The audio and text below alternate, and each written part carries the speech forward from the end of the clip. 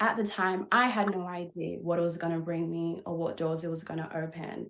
But I always look back to that performance to just allow myself to see how much I've grown. Going on, welcome to Ruu's Room, where we get into the nitty gritty of the artists and creatives in the Australian scene. I am Ruu, aka the Culture Black Kid, and today we got Mawuli. She is a Ghanaian-Australian R&B artist, posted up in Eora, Sydney. How are you doing? Like for real, for real. How are you doing? I am good. I am happy. I am blessed. I'm happy to be here. I'm glad. I'm glad. First release of the year. How has the receptions from the previous, couple releases been? You got Rich Girl, you got All I Need. Yes. It's definitely been going off as I've seen. Thank you. The reception has been so great. Something that's constant with the reception is people are like, your visuals are so good. And that means a lot to me because I put a lot of time and effort into it. Obviously, the music is just as important, but that's been a constant that I've gotten from the reception. For sure. For sure. And yeah, I can attest to that. The both the videos for the previous songs I just mentioned, especially Yeah. Rich Girl, like that was for real a song that I love. I watched that video a number of times. Um, but yeah, I remember I've been seeing you perform for like years. Especially when I first started actually going to like local music, and I was like, yo, when is Mally putting out music? So it's good that you're finally releasing some stuff. Yes. No, for Yeah. sure. For sure. So speaking of that, I guess how we met. I guess we met at a gig, maybe. I can't pinpoint a specific moment, to be honest, but I um do. I remember. okay. I remember when I first met you, it was Waves. They were doing an event at like an What a outdoor. butter? Sorry, what'd you say? This is the one at Butter? No. Oh no, Okay. no, it wasn't. It was Swanky. It was Swanky Array. Yeah. And it was like at an outdoor place. At Silly, the Yeah, one I think so. that I I think so. performed at as well. Yes. That's how I remember. Right. Okay. Okay. That adds a bit more weight to that night. Goodness, so many things happened that that evening. But okay, cool. Because I think I was about to come in with the Butter one because I remember vividly seeing you perform at Butter in Yeah. Parramatta Yeah. with Waves. But okay, if it was at the Swanky, then cool. Um, dope. But yeah, like I said, I've been following your music for a minute, and have really enjoyed watching you perform live and your music as well. So I'm always excited to hear what's next Yeah. from you. That means a lot. So all right, formalities. Actually, no. One more thing. Onyx is out today. Yeah. What can you just quickly say about the song, just for people who haven't heard it yet? It's a real sexy, grown and sexy, sultry, fun pop vibe. And the visuals are really hot, so you have to see it. Okay, bet, Yeah. bet. Make sure you go press play after you watch the video. All right, formalities out the way. Let's get into the interview. So my first question to you is, what percentage of yourself do you think your inner circle really knows about you? Oh, that's a really good question. Okay, so I my first inner circle is my family, my immediate family. Hmm. They know like everything about me, especially my sisters. They know it all, the good, the bad, the ugly. And then my best friends, they know about 90% of me. Mhm. Okay. Yeah. Okay. And my follow-up to that question is, how much of that percentage have you shared in your music so far? We haven't even like it's the tip of the iceberg, honestly. Mm. We've probably seen 30% of Maui. Okay. And Okay. with Onyx, we're gonna about to see another side. Okay. Okay. Fair enough. So, and I assume the rest of that 70, 60, 70% is still in the vault, music that you're Exactly. working on. Yeah. Yes. No, for sure. Okay. Okay. Bet. Well, hopefully through this next part, we get to know a bit more of that, 90%. I know 90%. about all that, but we'll see. Yeah, we'll see. We'll definitely see. We're gonna take it back to primary school days, have a little bit of a show and tell. Mally's got some items that I've asked to get. But if not, then hopefully a dope story to go along with it anyway. So let's get into it. And my first question to you is, what is something that represents who you are as a person? I like this question. Okay, so I have two things. Okay. The first thing is a hanger. Okay. Because I love fashion. I think anyone who knows me or seen me before, I love to put that on. Like clothes is like the way I express myself. Before I talk, when I walk in a room, you see my outfit. So I'm a fashion girl. I love fashion. I love everything about it. So this hanger is the first one. And then these headphones are the second because music is life. You understand you're a musician. I'm also a girly that takes public transport and I don't have a license. So these are my babies. I love them. Yeah. No, for sure, for sure. To talk on the second one, the headphones, I definitely relate to that. I'm currently carless. So public transport is definitely definitely my route at the moment. And my goodness, I think the only one time that I forgot my headphones was, and even, I was just traveling to to my shopping center that's like 5 minutes away. So this is a nightmare. I It can't do. is so painful when you forget it. Oh my God. Oh, it is. It's yeah, it's definitely the worst. So I guess my question with that is, do you prefer watching videos when you're on public transport or listening to music? I just listen to music. Okay. Honestly, I just listen to music. I work in social media, so I watch videos throughout the day. So like to start my day, end my day, I just love to listen to some music, like pretend I'm in the music video, dancing on the street, whatever, just to like clear my mind. Definitely, definitely. And what is, as of say today, your like first thing you're pressing play on when you get on the transport?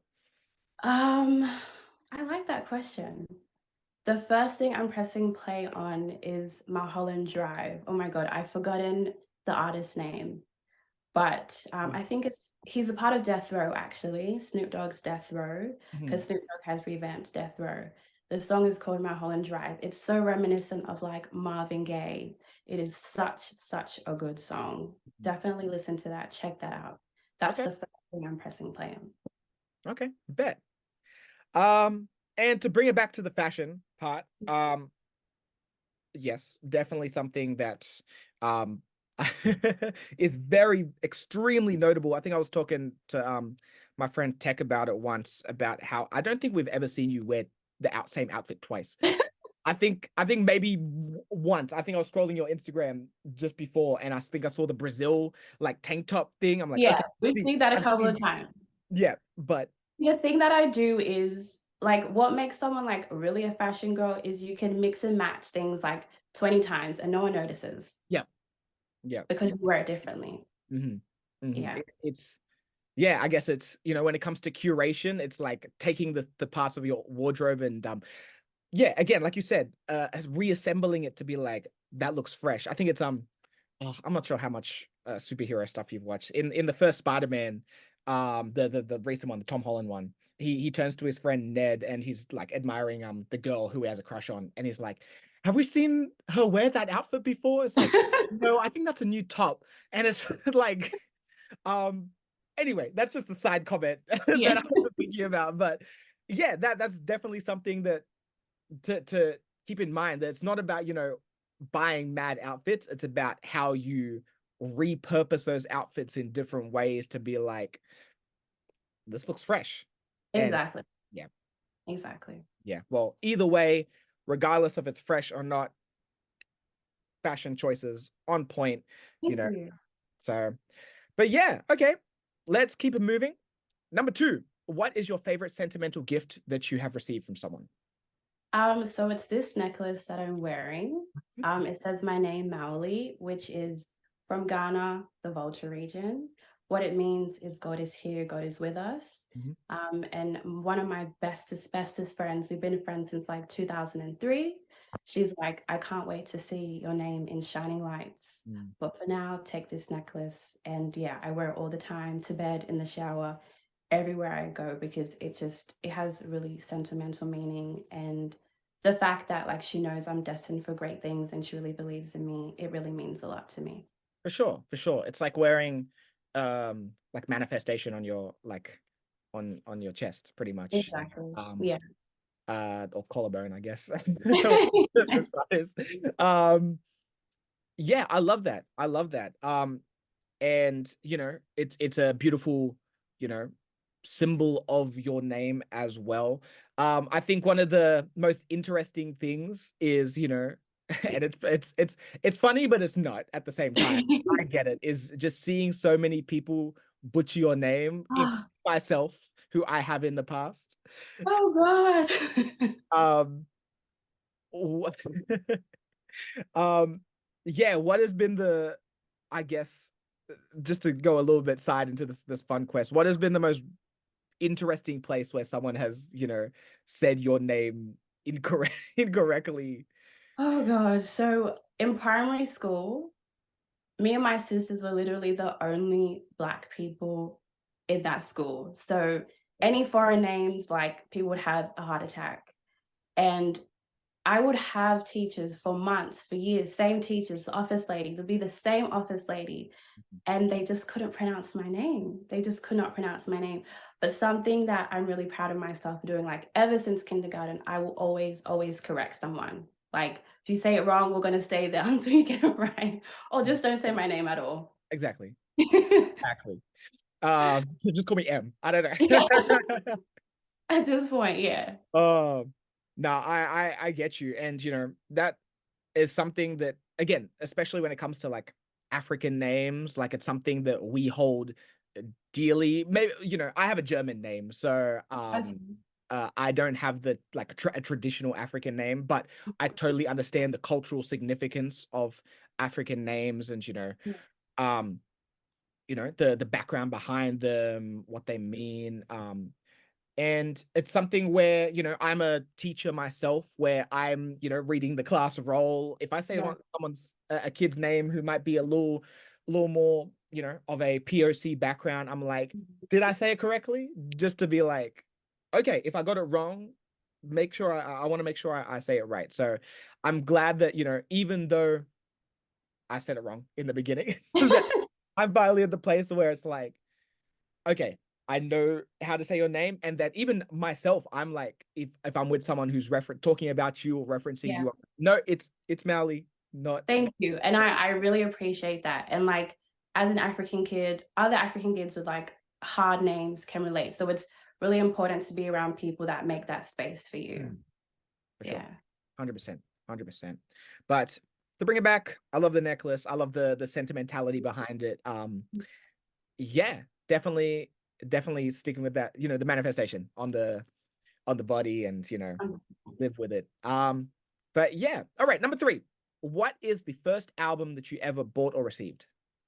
my uncle, my dad's best friend, bought me and my sisters Destiny's Child Survivor and Craig David Born to Do It. I can see that. I Yeah. can see that. I can see that those being rinsed for sure. Oh my God. We knew all the songs. And like back in the day, the CDs came with like the lyrics and things. Yep. Yeah. Yeah.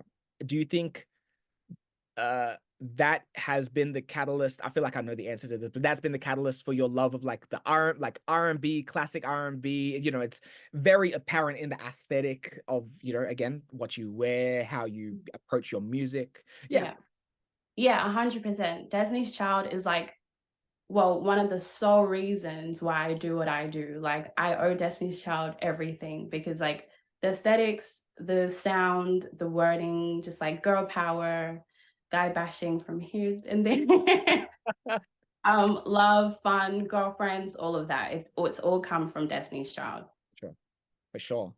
And is there a modern R&B artist that you especially love in the similar vein?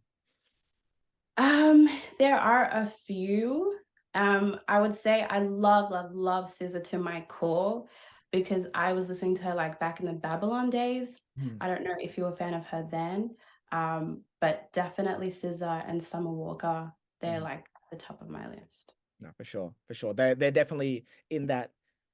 I think the big 3 of modern R&B. You know how the guys always have Cole, Kendrick, Drake. I think it's personally, I think Summer, SZA, and Ari Lennox are like Yes, yes, the big. 100%. It's those three. And I wasn't listening to SZA back then. Control was my entry point, but I definitely have gone Okay. back and listened to Z a few times here and Yeah. there. Same with Summer, but yeah, I can definitely see how the impact that they have had. And yeah, all right, number 4. What is a moment from one of your favorite gigs and or sessions?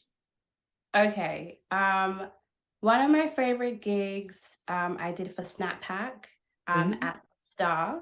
Yep. Um, I was just like, not to toot my own horn or whatever, but I was like on fire. Like I was just ready to go. I had Timo behind me. I had Mm. Ness next to me. I was like working with the crowd. They were working with me. It was just the best thing ever. Like I have so much fun being on stage. And when the crowd responds to you, like it just gives you some more adrenaline. Like you just like you feel like you're on fire, literally. So that was like that's one of my favorite performances to date. For sure, for sure. And I was present for that performance. I can definitely confirm you did kill it. But yeah, I totally know what you mean. You know, when once you get those first couple songs off and the crowd's like, woo, it's like, oh, okay, I'm in for a great Yeah, 20 it's like, oh, minutes. I'm ready. Like you Yeah, haven't even seen anything yet. facts, facts. And then from gigs, Hmm. so I spend a lot of my studio time with Team Up and Ness. Yeah. And one of my favorite parts is like when we listen to the song we just made. Mm. And when it's heat and it's fire, we're dancing and cheering like, oh damn, like this is actually magic. And just the environment and the vibes. And like they will tell you when something's not cute or when it's not right. So it's just a really positive and inspiring environment. So yeah, that's my favorite part of sessions. Oh, dope, dope. It's always good to have, that click. I already knew, T-Mob and that they're about to be name dropped for sure. And shout out to them, Yeah. amazing producer, amazing artists. Um, and it's again, like I said, great to have that little circle that you're able to bounce off that, Yeah. that, obviously you have your regular collaborators like in that next circle, but like I mentioned at the start, that inner circle. Um, Yeah. yeah, especially really great. But dope, dope. Um, all right. And number 5, what Yes. is something that represents your dreams and aspirations within your field? Okay. So I have this lanyard here. Mm-hmm. It is a artist pass from the Mike Champion show in 2021. Yeah. So a little bit of background behind that. That was like the first time I opened for any artist. And obviously Mike Champion is an accomplished, great artist. Mm-hmm. And I felt like I got a real chance and a really big time to shine. And at the time, I had no idea what it was going to bring me or what doors it was going to open. But I always look back to that performance to just allow myself to see how much I've grown as an artist, as a person, as a performer. And I just remind myself all the time that it's a marathon and not Yeah. a race. Yeah. So when I'm feeling down and out, or when I feel like things aren't going the way I want in music, I always look back to that lanyard and be like, you were there before and now you're here now. So my aspirations is to obviously just elevate and build and be a better artist than I was before. But I'm also reminded that that's exactly what's happening. For sure. For Yeah, sure. I love that. And yeah, definitely no small feat. Mike Champion is a absolute legend in the scene. The whole family, ridiculous. literally. Maxine is doing right. And oh my goodness. But anyway, yeah, no, I totally get what you mean, especially the marathon or the sprint. Definitely something that I've been Sorry, finding. marathon, not a sprint, not marathon, not a race. That doesn't make any sense. I mean, it's a marathon, not a sprint. Yeah. um that quote definitely something that I've been resonating with recently, within, my own personal stuff. Yeah. I guess kind of maybe a cliche question, maybe not, but how come it took as long as it did, knowing, how long you've been performing live in the scene, Yeah. for you Yes. to finally start to release things on like DSPs? You've released stuff on SoundCloud in the past, Yeah. but Yeah. Yeah. No, that's not a cliche question at all. The truth is, I've always been in the studio Mhm. since 2020, since I became super serious with it. But the truth is I got to a stage where I did not like any of the songs that I made. There's like one song that is still yet to be released that I still love, but that will come later. But apart from that, all of the songs I made, I just felt like I was selling myself short. And I know you have to start somewhere to get somewhere, Yeah. but it just wasn't the first sound or the next sound that I wanted everyone to hear. So that's the truth. I didn't like it. I didn't like the way I sounded. So I'm Mhm. like, I need to go back into the booth. I need to really look into myself, really understand who I am, my sound, and what I want to put out into the world. So that is the truth. I scrapped everything and I started from zero. For sure. For sure. There is a, kind of a risk that artists sometimes play with, backing yourself like that, where it's like, look, I'm here, but I haven't got anything out. People are like, yo, where's the music? So, Yeah, especially when you're doing as many live performances and then people exactly. can't go to anything. So, yeah, it's definitely a risk, but it seems like the reward has been great, because now when you finally put out All I Need, and then Rich Girl, and now the new single that's come out today, like, people like, it was worth the wait. And Yes, you know that it was worth the wait personally, because you're like, I'm exactly. proud of the work that I'm putting out. That's right. And I always, always, always want to be true to myself Mm. because I am my toughest critic. And like, there'll be times I'll make a post or a snippet or a song. I'll be like, I don't like this. And everyone's like, oh my gosh, it's great. But I'm like, the most important person is me. Yeah, And I have to like it at the end of the day. So I just always want to be true to Mawuli. for sure. For sure. Love that. Thank you. Um, all right, we got one more question, but before we get into that, it's time to play a game, because I love games. Okay. So what I am going to get you to do is build your ultimate collab track. You are an artist, so Yep. it's going to be yourself and three other artists, one producer and one videographer, all local artists, or all local people, should I say? Oh my God. I don't want to offend anybody. I love everybody. Okay. Just a disclaimer. Okay, this is a really good one. So three artists, including myself. Yep, one Okay. producer and one videographer. Okay. Producer, obviously, Timo. Mm-hmm, I want to get Nessa Farah mm-hmm. on the feature. And I also want Malalo.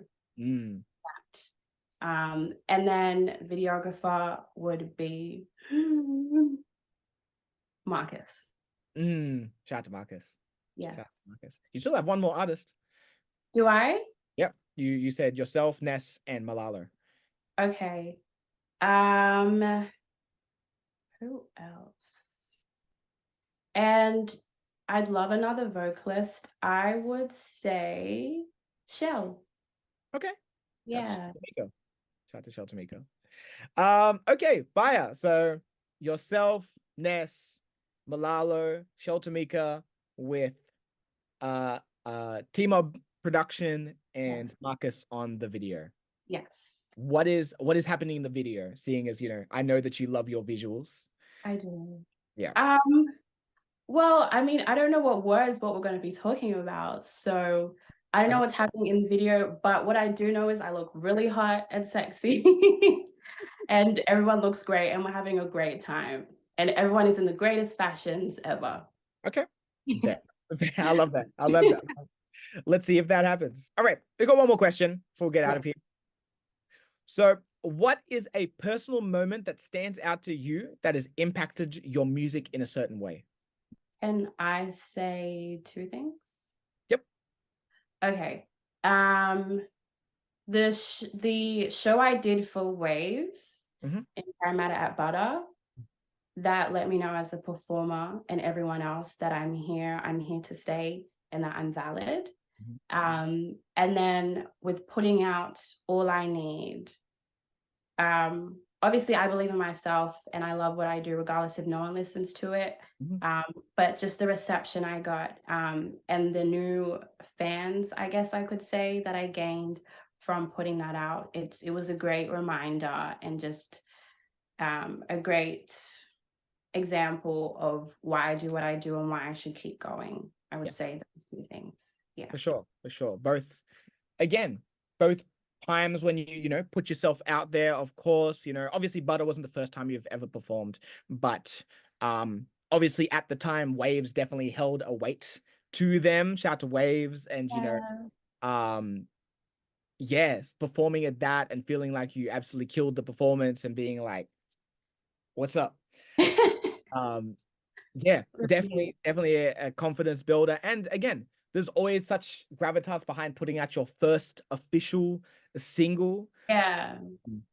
And like you said, the reception that you've gotten from it, the people who now follow you from it, definitely, again, confidence builders to then go and continue and put out the subsequent singles and whatever other music you got in the vault or projects in the vault or features and collaborations. So yeah, And I would say I did make a huge life decision as well, that allowed me to like really grow and flourish and be the super confident person you see today. Obviously, that's personal, so I won't really get into it. But just taking that plunge and that leap, because it was something I was really worried about for a long time, and I was really contemplating whether I should do it or not. But I don't regret it for a second, because now you see the Mally you see today.